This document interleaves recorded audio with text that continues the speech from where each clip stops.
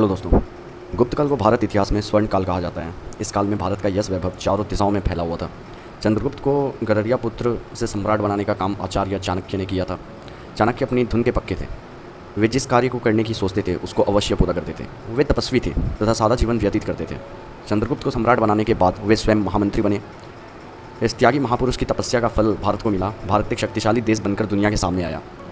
भारत की कृति दूर दूर तक फैलने लगी। भारत की अर्थव्यवस्था काफ़ी व्यवस्थित हो गई थी तथा देश की जनता अत्यंत खुशहाल थी। इस समय यूनानी दूत मेघास्तिनीज भारत आया था। भारत की दशा देखकर वह काफ़ी खुश हुआ। उसने अपने लेखों में भारत की प्रशंसा की है।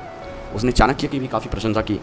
उसने सम्राट चंद्रगुप्त से एक बार मिलने की भी इच्छा प्रकट की थी। तो चलिए सबसे पहले समझते हैं कि आखिर चंद्रगुप्त मौर्य कैसे मिलते हैं फर्स्ट टाइम चाणक्य से।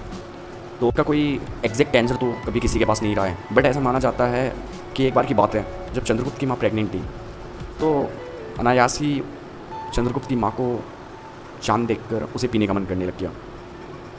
तो उस टाइम उस गांव में ये मान्यता काफ़ी प्रचलित थी कि भाई अगर किसी गर्भवती महिला को किसी चीज़ की अगर इच्छा हो गई हो तो इंसान को उसकी इच्छा को पूरा कर देना चाहिए। और चाणक्य तभी उसी गाँव में ठहरे हुए थे और ये बात चाणक्य तक भी पहुँची। तो चाणक्य ने कहा कोई बात नहीं, मैं इसे चांद पिला दूंगा। तो वो उस महिला के घर जाते हैं और फिर जो छत होता है वो जिसको हम लोग खपड़ा कहते हैं, वो कपड़े वाला घर था। तो उसने एक चाणक्य ने एक इंसान को ऊपर भेजा छत पे और बोला कि भाई साहब अभी इसको आप हटा दो। तो और उसको इस तरीके से हटाया गया जिससे कि मून लाइट जो है नीचे तक आता रहे। और तो चंद्रमा की रोशनी घर के अंदर इस तरह से घुस रही थी जैसे कि मानो चांद ही अंदर घुस रहा हो। और चाणक्य करते फिर क्या है कि मतलब एक प्लेट लेते हैं, प्लेट में पानी भरते हैं और पानी को उसी होल के पास ले जाके रखते हैं, छत के होल के पास जो उन्होंने अभी अभी करवाया था। तो जैसे ही प्लेट को वो उस रोशनी के करीब लेके जाते हैं तो ऐसा लगता है जैसे एक चंद्रमा की प्रतिबिंब सी बन जाती है। तो ऐसा लगता है मानो जैसे उसी थाल में चंद्रमा हो। तो उन्होंने फिर उस स्पॉट पे चंद्रगुप्त मौर्य की माँ को बुलाया और बोला लीजिए मैं आपके लिए थाली में चांद लेके आया हूँ, आप इसे पी जाओ। आप इसे पीना चाहती थी, आप इसे पी जाओ।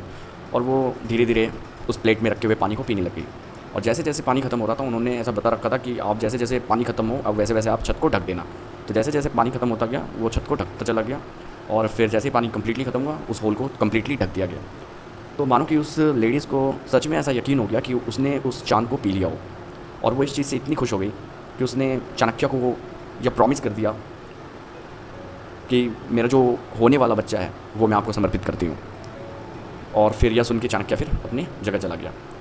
और फिर आने वाले टाइम में ऐसा कहा जाता है कि वही बच्चा जिस बच्चे को उसकी माँ ने चाणक्य को समर्पित कर दिया था वो बच्चा आगे चल के चंद्रगुप्त मौर्य के नाम से जाना जाता है।